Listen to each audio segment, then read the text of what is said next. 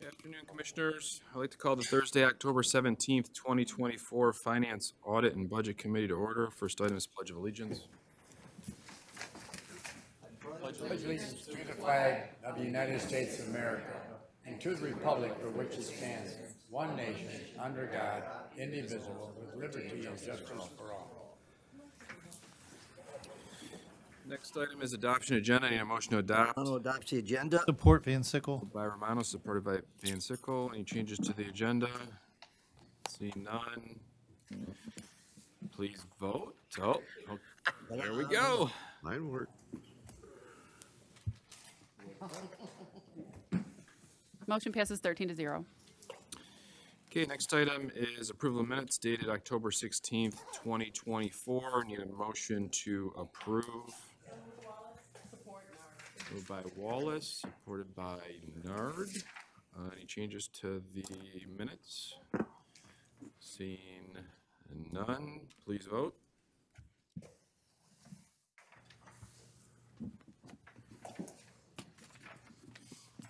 Motion passes 13-0. Next item is public participation. This is the first opportunity for public participation for those who would like to speak for a maximum of 3 minutes on an item which is on today's agenda. There'll also be a second opportunity for public participation, for anyone that would like to speak on any issue. Anyone from the public like to speak? Agenda items only. And once, twice. We'll close public participation. Next is budget reviews. I'll take a motion to receive and file items 6A through 6D. So moved by Nard. Support. Moved by Nard, supported by Grote. First one today is Corporation Counsel. John, how are you? Commissioners, we're on page C22 of the budget, and I will look to see if there's anything on the capital plan as well. John, the floor is yours. Thank you, Mr. Chairman. Good afternoon, Commissioners. My budget presentation will be very, very quick today. As you can see from the numbers, I'm not asking for anything that we did not have last year. No new positions, no appreciable increases in anything other than those dictated by collective bargaining agreement, pay raises, and some increases in operating costs attributable to increases in bar dues and increased cost for our Lexus subscriptions. I'll be glad to answer any questions.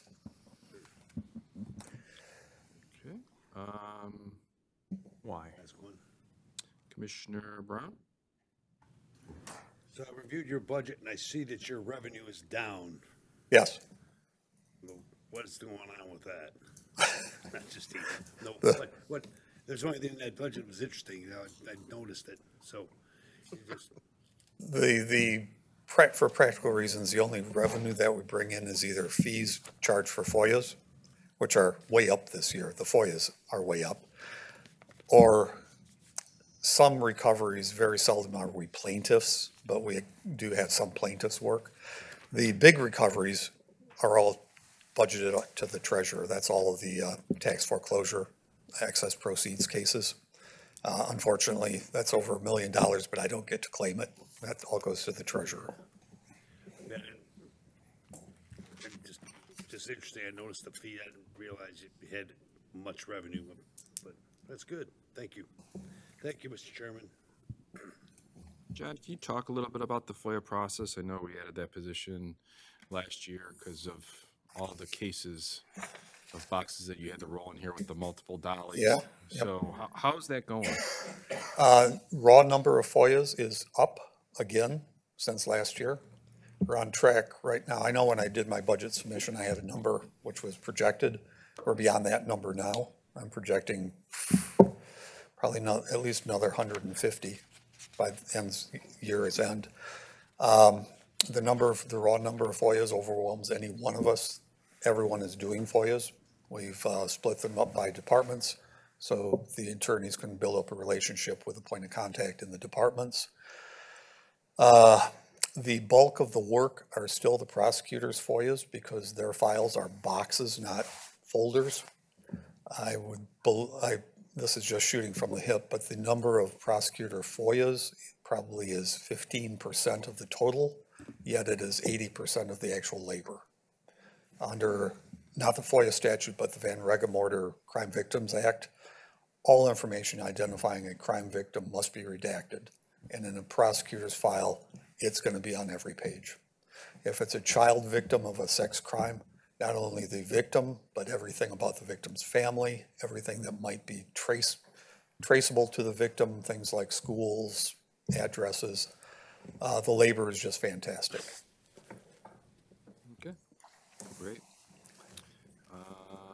Seeing no other questions, there was nothing on the capital improvement fund for your department, so I don't see any other questions from commissioners, so thank you, John. Thank you. Next department is Ethics Board. It's going to be page C32 of the packet. I don't know if Dory's here. There's Andy. Are you speaking on? No. No, but I can, if you don't mind. I'll briefly pop up. Thank you, Commissioner, if it's okay with you. I'll address, I don't see Ms. Vasquez-Nolan in the audience today. She is on the agenda to make a presentation. My understanding is that the Ethics Board budget has gone up very slightly. Ms. Vasquez-Nolan is not going to be the president of that Ethics Board any longer. She has other commitments that she's going to have to attend to, and so she is going to step down from that board. We'll be looking for a new replacement here very shortly, and we very much appreciate her long service to that board, and we look forward to finding an excellent candidate for her in the very near future. Andy, did she make the request for the increase in their budget, or was that done with? Yes. For the legal fees, essentially. Thank you. Commissioners, any questions on this item? Commissioner Brown? Yeah, the increase is for their attorney, right? Because I sent them a memo saying they should probably request an increase for an attorney since they're without one temporarily until the legal issues get resolved. And that is what we had done, is we had requested additional fees for legal costs moving forward. As you know, their budget has stayed static for years and years and years. We have not had the type of issues that we have had this year. In the past, it's just, that's just a fact. There's no judgment there. And so it is prudent to set aside some additional funds in case we have another item that comes up like this. That's why I suggested it. That's It's definitely been an unusual time at the Ethics Board. That's why I use the word prudent, because I think of you as prudent, Chair Brown. Probably more than those people bargained for. So, Yes. Anyway, thank you, Mr. Chairman. Okay, seeing no other questions for the Ethics Board. Thank you, Andy, for filling Thanks, in. Commissioners, very much. We'll move on to next budget, which is HR. Carlin, I saw you in the crowd. So we're on page C41, Commissioners. The HR budget.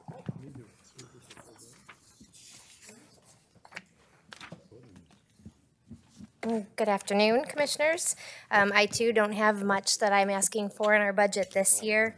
I don't exactly know what you're looking at, so I'll summarize just the things I've asked for.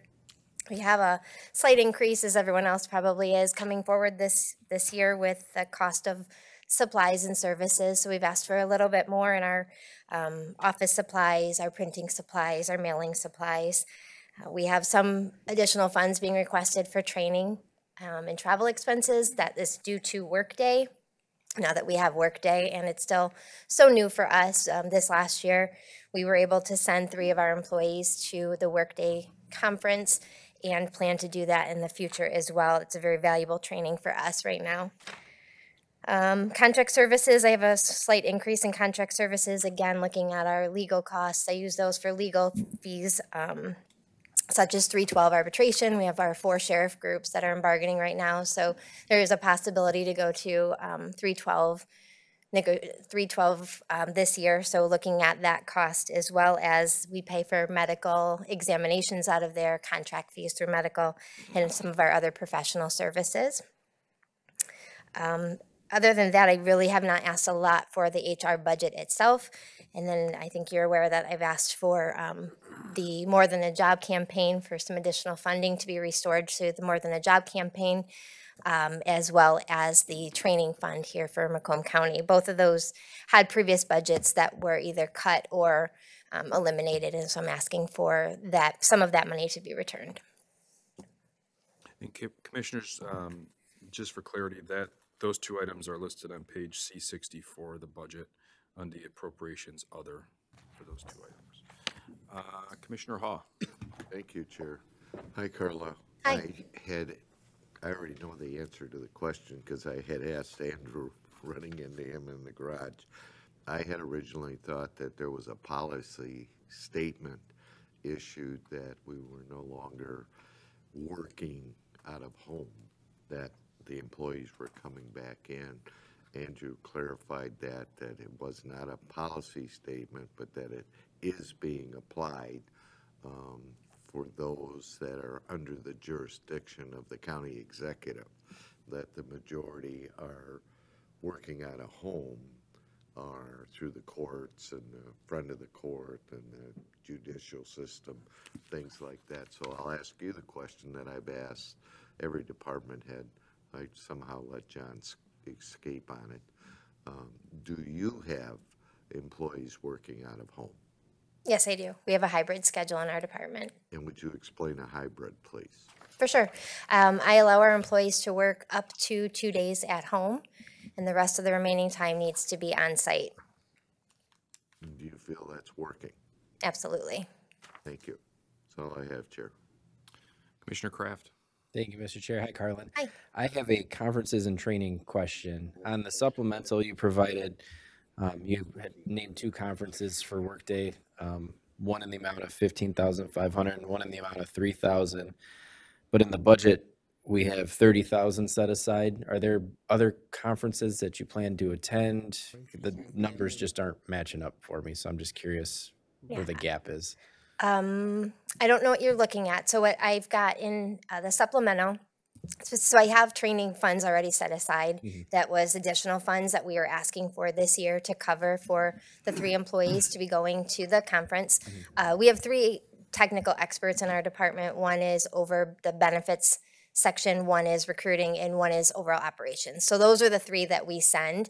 That conference, Workday conference is large, and so there's just a vast amount of information there. The other one is a conference that leadership had gone to. Besides that, it is just other funds that I have available. And Steve, I don't know if you know where the disconnect on that is, but I did have money in my budget prior. Thank you both. Thank you. Thank you, Mr. Chair. Commissioner Ganem. Yes, to follow up on Commissioner Hall's question, how many people do you have working as hybrids in your office?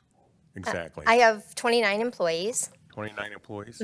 And so I have a couple that desire to be into the office every day, and if that's their choice, they do. But the majority of our employees are working some hybrid schedule. How many? Well, I would say that leaves me with,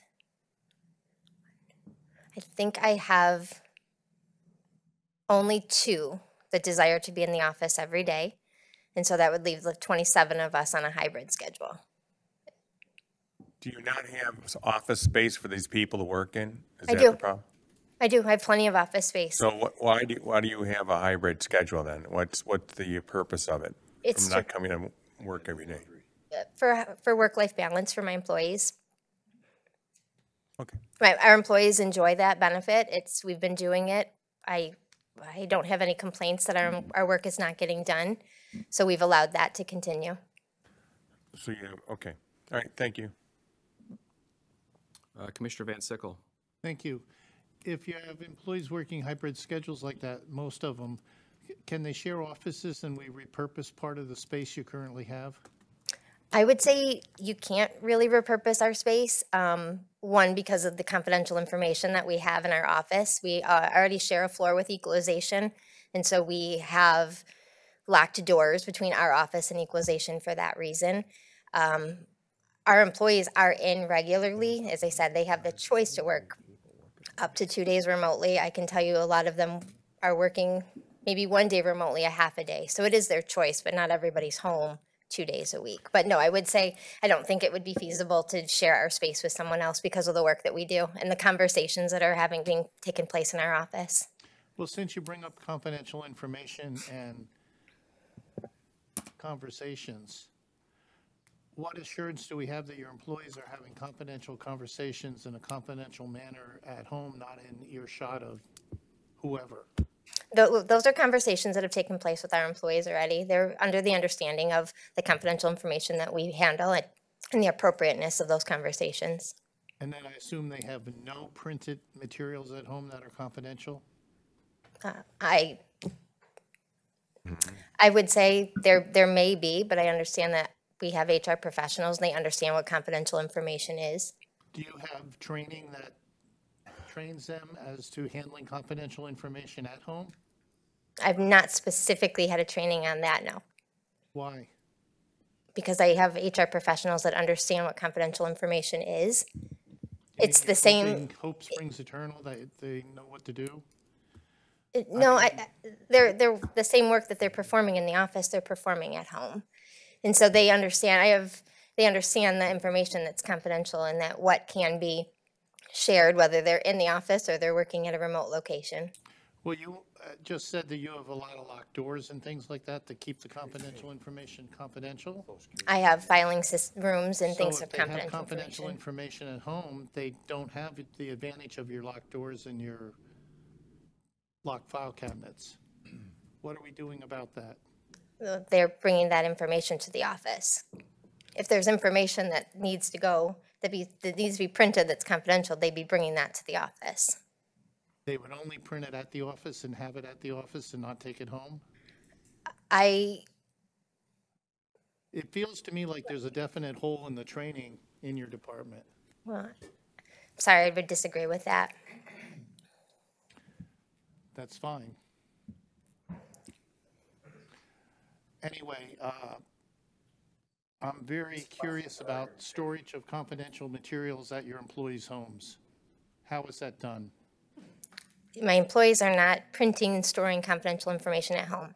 Okay. If they're printing something and that needs to be printed, that's confidential, that would be coming back into our office. Okay, thank you. Thank you, Chair. Commissioner Romano. Thank you, Chair. Hi. Hi. So we have 27 out of 29. When we say working at home, that's really not a true statement. They could be working in Florida for all we know, as long as they have their laptops with them. Does that sound correct? They could. So all the space that we have, I think you're getting the feeling of the board here. So the space that you have that we put air conditioning in and heating and cleaning and so forth, it's really not for any use at all because there's only 2 people there. And the 2 that you have there, who are they? I mean, what are their specific functions at the office? Well, I'd correct you that there's more than 2 people in the office. So if you've got 27 people that are only allowed to work from home at a maximum of 2 days a week, we regularly have a very busy office. If you would come down on any given day, you probably have half of our staff there on any given day. Okay. So for example, I have the ability to work from home. If I work from home a half a day a week, that's a lot for me. So there's other people in our office that are similar to that. And then we're going to change that from work at home to you have to work with your computer, your laptop, and leave that at home, because I'm sure, I know for a fact people that, as I just said, they can work up in, I don't know, up in Mount Pleasant, they can work in Ohio, as long as they have their, I don't know if that, I don't know, just a statement, just doesn't feel right to me that we're paying these people to work and they're working from wherever on their vacation, because as long as they have their laptop with them, they're getting paid for it. That's just a statement. That's all I have. Thank you, Chair. Commissioner Lucido. Hi. Hi. So I have a question about, do you know approximately what percentage right now the county in general is has vacancies? A percentage of countywide? Yeah. I'm sorry, I don't have the information Do today. you have just an idea on a number on how many vacancies there are in the county? I don't right now. That number changes every day for us. I know just preparing for today, this year alone, we've posted 281 positions and filled 248 of them. Okay. So I can tell you that it's an ever-changing number for us because postings are going up and down every day. But vacancies that aren't posted right now, they could be anywhere in that process, which is difficult to be able to answer. How long is the turnaround on a vacancy approximately? Like once you post it, from the time you post it till it's filled, or you get, are you getting applicants to apply to these positions when you're posting them? I don't have an exact time for you. It's still one of the reports in Workday. We're still trying to figure out that time frame. Okay. But I will tell you that the applicant pool has gotten better, but it is still not great. Okay. We are still having some difficulty with applicants applying for positions. We've increased our reach into the community through digital advertising, through LinkedIn and Indeed, and doing work that way, which has helped us. We're still getting ghosted quite a bit, where people don't show up for interviews, or they've been invited to an interview, they don't show, things of that sort. I think the applicant pool has gotten better. I will say that, but we are still struggling to recruit new hires here. Yeah, I'm only asking because of the More Than a Job campaign for the $50,000 that we did cut out of the budget last year. And Yes. moving forward, I know you're requesting that again, so. I am. And I can speak to that if it's the right time too. Requesting $50,000 for the More Than a Job campaign is, I've indicated before, that's just a campaign that is helping us to get the word out about who we are here in Macomb County. We're all fighting for the same employees in the field, and so it really sets us apart. It helps us talk about the different departments that are here in Macomb County, the different positions that we have available, and why people enjoy working here. It's real people. So the work on that is done through the planning department and HR. We reach out, those employees are all real employees here in Macomb County, and we talk to them and get their stories and highlight them. What I'm really looking for is the money that we're asking for is to help us to digitally advertise that. The things that we're doing are just things on our own webpage or throwing things up on social media, but we're getting some traction on that, but our numbers from when we used to use that campaign till now have dropped drastically, which is what we'd expect. All right, thank you, that's all I have. Commissioner Nard? Hi. I was just over here asking Commissioner Wallace what your name was. I wanted to make sure I got your name right. It's Carlin. Properly. I just wanted to commend you for your futuristic way of that you're handling that department with, allowing the hybrid and people working from home. But when I heard that there was confidential matters, that could possibly be done because of an experience that I've had with someone dealing with my business at home, and their children are there and other people in the room, and I can understand why, some of the commissioners are concerned that are these people really trained and have the rooms, the doors closed? Is there protocols for that? Because, even though they're professionals, things happen. We know that.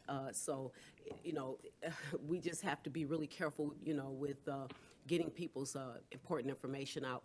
But, they've already, talked to you about that. I just, wanted to mainly say that I am impressed with the futuristic way in which you're handling that office is really good, and I'm getting a lot of people that like that, and I hope that the people that are talking to me are not the ones that are ghosting you and not actually following through, because they're asking me about different jobs, and I tell them about that. So Thank you. I'm just wondering if that's them. I'm going to go back and talk to them now.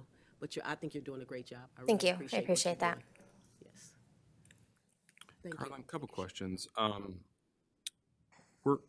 these are in your capital improvement listing here. So can you just tell me what Workday messaging specifically is and how you're going to use it in your department? I know you're budgeting $20,000 here for that, for voluntary benefits and for digital signage.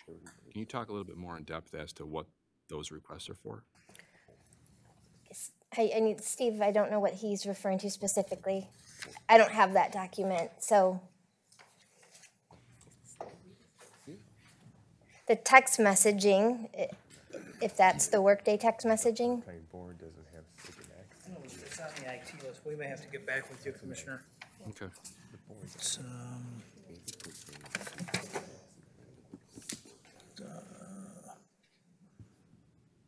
digital signing, phase 3 voluntary benefits, and this messaging, I'm not sure.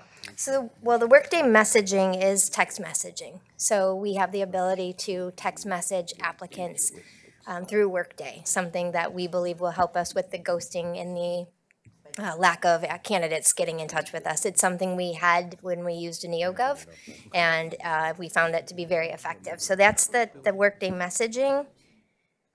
Workday Phase 3 voluntary benefits, I believe that is further integrations to make our integrations with our voluntary benefit carriers implemented through Workday, such as like an Aflac. Commissioners, I can't hear if you can kind of keep it down.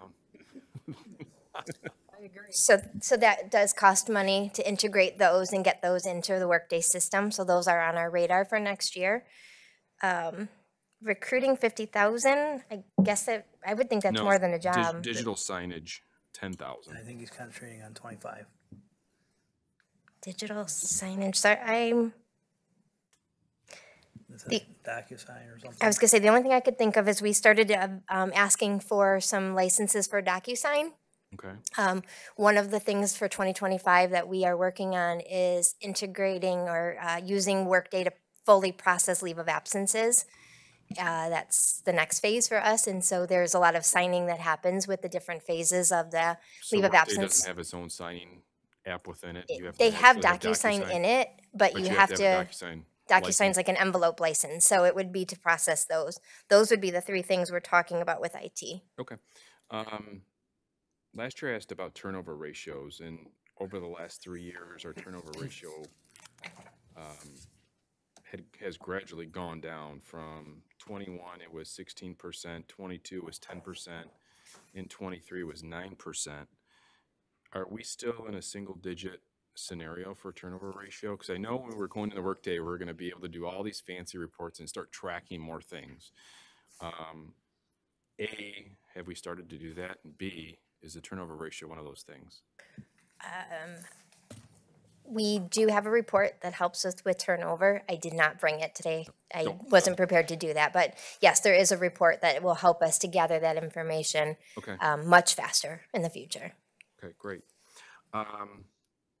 Last question. So I notice we have another question here on the board. Capital outlay for $10,000. What is that for specifically in your budget? What that is our office is responsible for handling all the ADA requests, Americans with Disabilities Act requests that comes through the county. So that would be most often is equipment, stand-up desks or ergonomic items for their office. That's something I asked for we've been paying that. It's been in a fund, I don't know where. I asked Steve if we could put that in my budget this year so that I can actually watch what's being spent. So that's being spent, it's just being moved into our department. So do we have any of those right now that we have purchased? Oh, we are getting inundated with ADA requests right now. Okay, so Yes. you're anticipating them purchasing how many of those next year? We get 8 in a month. As I mentioned, is one of my challenges is ADA requests, FMLA requests and employee issues are significant for us right now. So I think on average, I'm approving probably 5 ADA purchases a month. So they're not specifically for your department? Not for my department. We do it They countywide. could be for another department, but it's actually in your budget, the request is being, that's where it's at. We order the equipment. So we process the ADA request, and then we order the equipment once appropriate. Okay, but we haven't had, I mean, you said we've had these requests. I'm just looking at the budget because in this year's budget, we don't have anything, and we only had $808 in the previous year and nothing before that. Yeah, So, it was so this is moved into something- my budget this year. So you'd have to ask Steve where that was being paid from last year. I was just asking so I had more accountability to put it under there. Got it, thank you. Commissioner Hall, second round. Thank you, Chair. Carly, do you know specifically how many employees we currently have on the Macomb County payroll today? The last time I checked, which was a couple months ago, we were about over 2,900. 2,900. Okay, thank you very much. That's all I have, Chair. Okay, I don't see any other, Commissioner Grote, last. Question, sorry. Would you be able to provide information? Commissioner, can you talk into your mic? It's, we can't hear you. Sorry, I apologize. If you would be able to provide us with information, how many grant-funded position we have in the county? I'm sorry, grant. Grant-funded, yes. What do you mean by that? With grants, paid by Oh, grants. grant funded? Yes. I think with finances help, I can Okay. probably come up with that. I appreciate it. Do you have that? Thank you. Mhm. Thank you, Mr. Chair.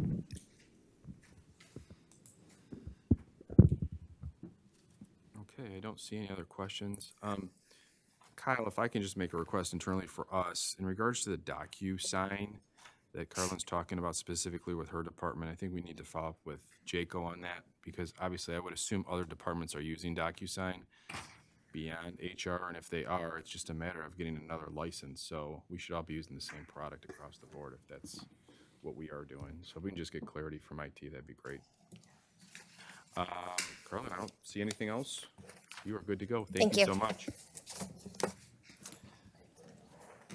Oh, next is Board of Commissioners. Okay, Commissioners, page C17. I get the knives out. Yes.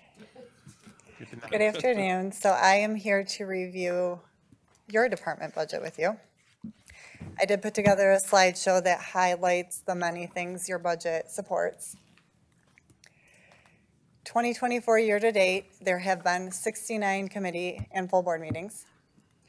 At those meetings, you've considered 473 agenda items. Not surprisingly, most of them are contracts, purchases, agreements with budget amendments next. Staff has coordinated commissioners' attendance at 16 different events in the community. Our social media statistics continue to grow. These numbers are higher than the ones we presented to you a year ago. And Hunchfree does provide a statistic report to us at the end of every month, and they analyze that and make recommendations for the upcoming month based on what performed better than other posts. And so we are always visiting that with them to determine where we might want to go with our social media posts. I'll go back for a second. The YouTube statistics are on the right. On the left are the social media statistics for all three of the social media platforms. We have many commissioners involved in MAC, NACO, and SEMCOG, and many commissioners also attend the MAC annual conference and legislative conference. Our office supports many different programs, events, and different types of outreach. The second drop-in bike ride event was held this past May. Our Casual Day program is heading into its 30th year with over $720,000 raised during that time. The email went out last week letting people know that we are accepting requests for the 2025 Casual Day recipients. We do manage the Green Schools program for Macomb County, and this past year was the first time we did a celebration with both Oakland and Wayne County's Green School programs, which was sponsored by the Detroit Zoo. And the students got to spend a day at the zoo, and they really enjoyed that. 2025 will bring our 5th edition of the Guide to Government Services since we took that over. Our current edition has been our most popular with 16,000 copies distributed.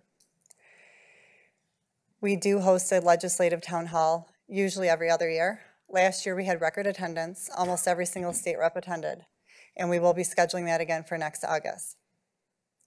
Our staff fully supports the Macomb Orchard Trail Commission, as Commissioner Grote is the chair. We are in our 7th year of the Older Adult Advisory Committee. Some highlights of that committee throughout the years include creating the Senior Volunteer of the Year Award, completing the Community for a Lifetime study, and they recently put together a work group to study social isolation. This was our 3rd year at the Office of Senior Services Senior Fun Fest. I think a lot of commissioners were able to attend that this year, and that is, there are over 800 seniors that go to that every year. 2024 was our 2nd annual Student Government Day. 42 students submitted essays. About 1/3 of them attended. And thanks to our partnership with Advancing Macomb, we were able to grant a $1,000 scholarship to the essay winner. Our swearing-in reception will be held on December 12th in the evening prior to a 7 p.m. full board meeting. Last week, I provided a recap of our Tri-County Summit that was held on October 4th that we host with Oakland and Wayne counties, and I had mentioned that was our 4th annual since the revival in 21. Next month, you will award the 6th annual Veteran of the Year. In the spring, we celebrated 26 volunteers at our renewed dinner reception for volunteer recognition, which is a program that this office has been doing since 1989. This summer was also our 9th annual Yoga at the Hill. We set a new record for attendance again. Participation in that continues to grow every year, and this year we also received a NACO Achievement Award for that program.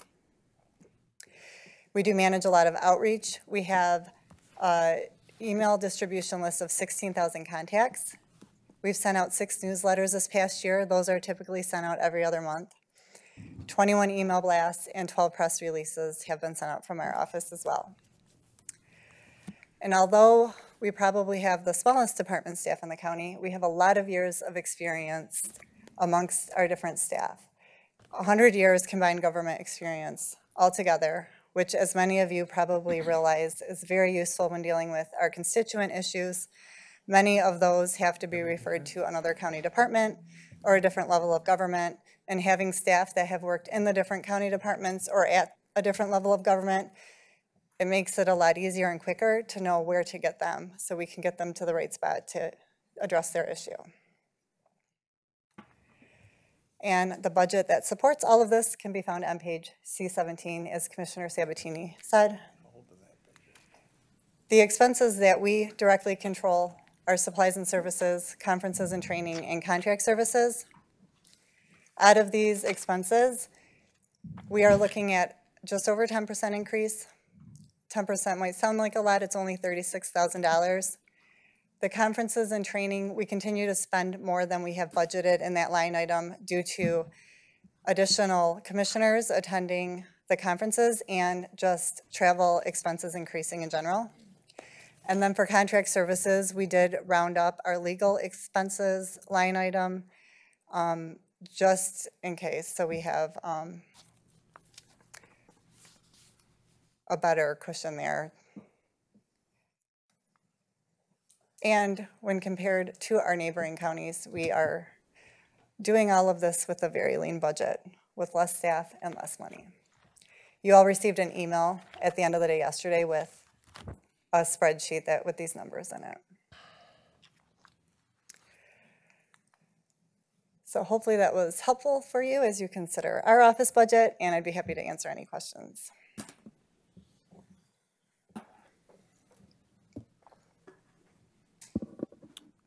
Questions, commissioners?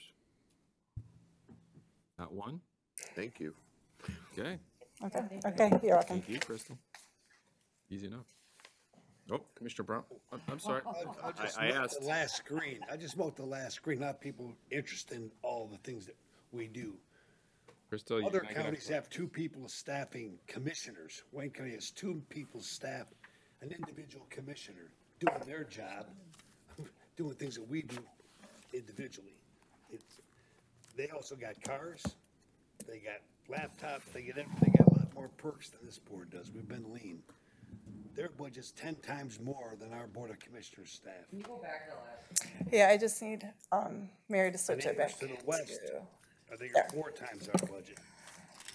And so I'm just saying, our staff, we did a lot of value for the staff that we have and the money we spent. And just wanted to point that out, that we take a backseat to no one in terms of services and the value we give to the taxpayers of this county. You should all be proud of it, because it's unheard of. And so, thank you. I said a little bragging. I think the slide speaks for itself, Commissioner, so. Yes. Okay, seeing no other questions, that was our last budget for the day. So we have a motion on the floor. Please vote. I don't know what that is, but I'm not going to Arizona.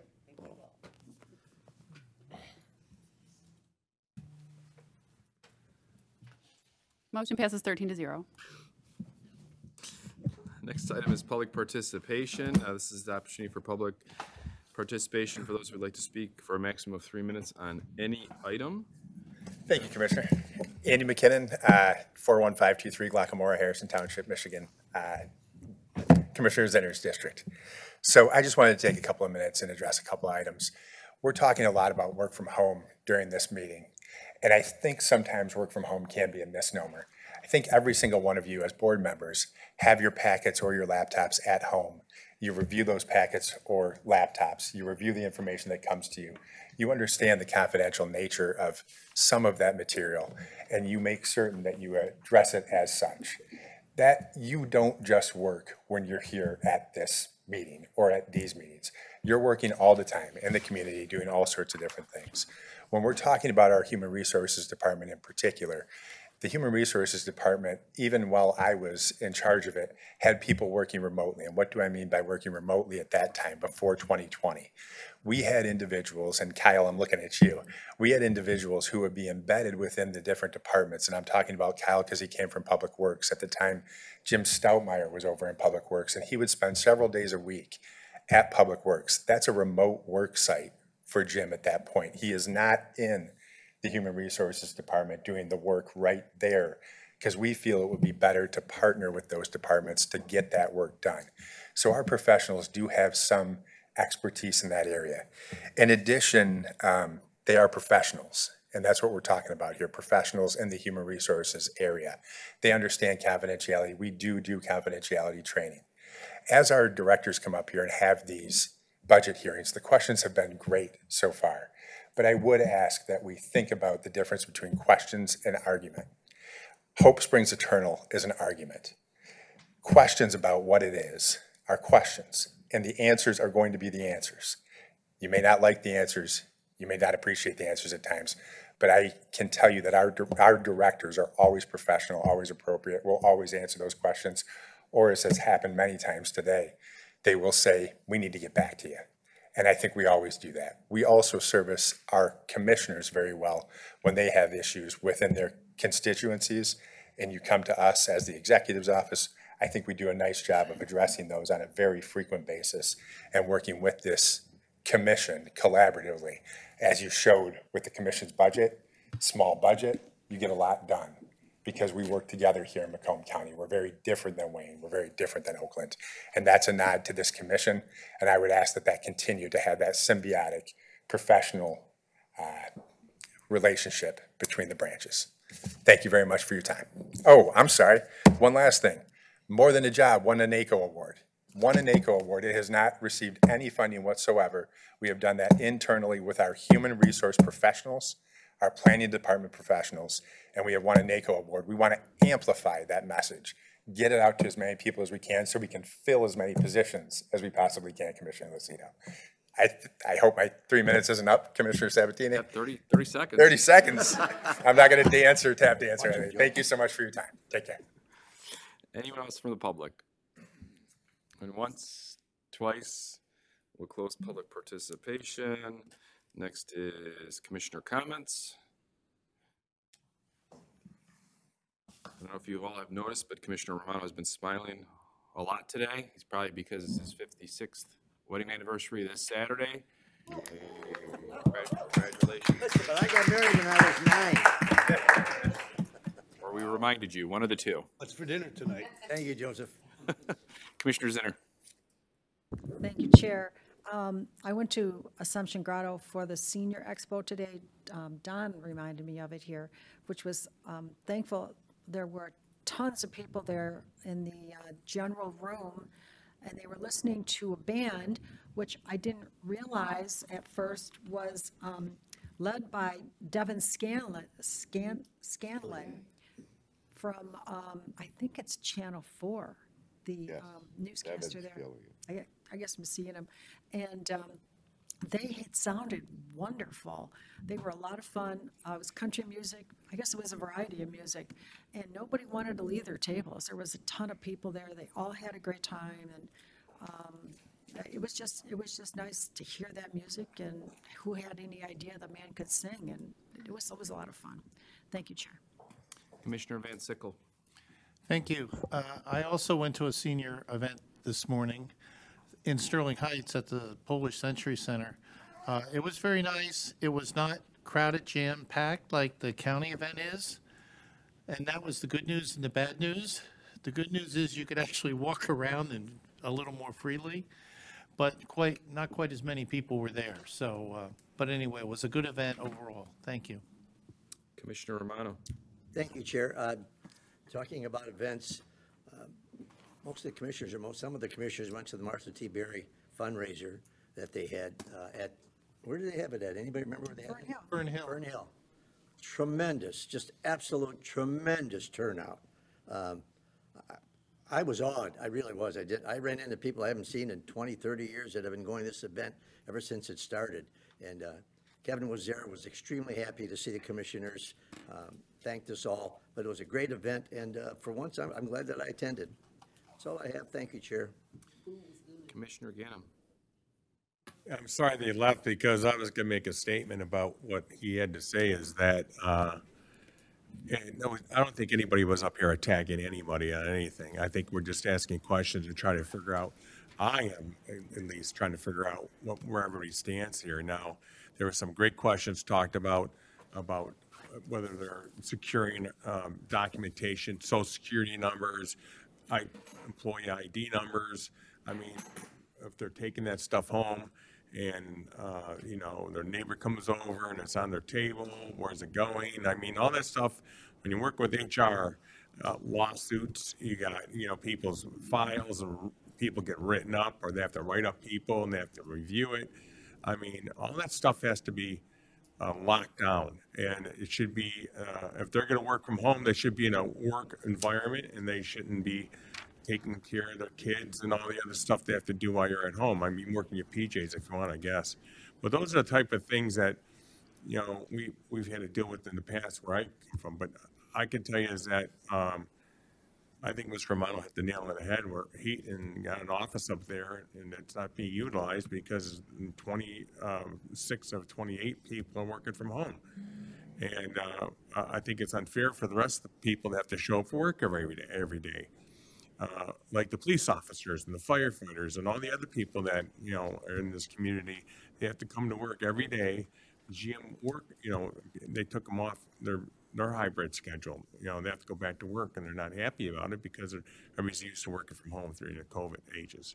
But, and then you want to talk about sick time. We have to pay these people for their sick time. Well, if I'm sick, I'm just going to work from home and I don't have to burn a sick day. Like Mr. Romano said, going to Florida on vacation, don't tell you, and I'm going to work from home and get paid for it. I mean, as long as I bring my laptop and I'm accessible, I can work a couple hours and go do whatever I want to do. So, I mean, to have a couple people because they're sick, they got COVID, or they have cancer, and they're, you know, something like that, or they break their arm, or break their leg or something, or have back surgery like I'm going to have. I mean, that's when you want to work from home. But I just think that Mr. Haw is on the right track with this. How many, I mean, 90% of their employees are working from home. I don't know if that's fair or not. That's just my statement. I wish they wouldn't have left because I would have said it in front of them. Hey, Commissioner, seeing no other commissioner comments? To adjourn. Made by Romano, supported by Wallace. Please vote. You almost got to ask for it, Joe. Yep. Have a good weekend, everybody. Thanks again.